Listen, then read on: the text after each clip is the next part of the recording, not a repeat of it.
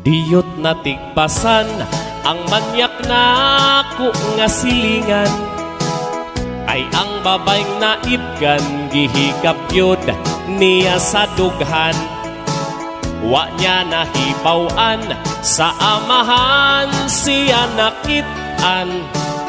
Grabing lagutas amahan gigukod yod siya og sundang.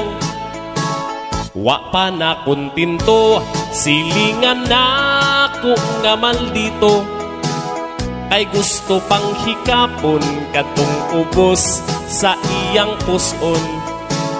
Kung di mahikapan, dili daw gyud niya undangan.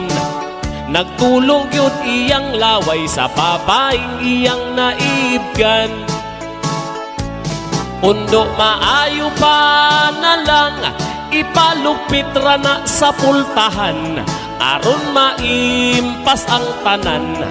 Ang kahigal nimo makuhaan, ug mo barog ng imo ibunal ra sa bungbong ninyo, aron wala kay madisturbo ay pangamong og tao.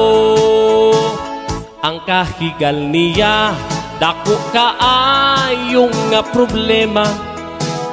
Kung makakitag pa motukar daw yun nang sakita. Kung di nimo kayang solusyonan ng problema, kanang imong tumoy-tumoy o hala sige putla.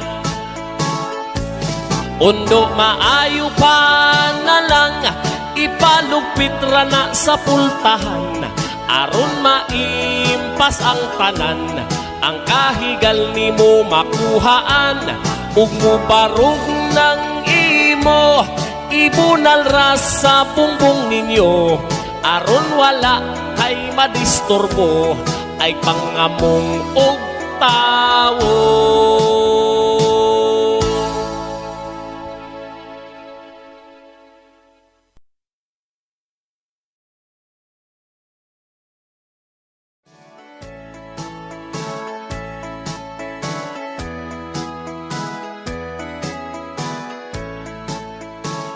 Diyot na tigpasan ang manyak na ko nga silingan, ay ang babayng naibgan gihikap yod niya sa dughan. Wa niya nahibawan sa amahan siya nakitaan. Grabing lagutas amahan gigukod yod siya og sundang. Wa pa na kuntinto silingan na ko nga maldito, ay gusto pang hikapon katong ubos sa iyang puson. Kung di mahikapan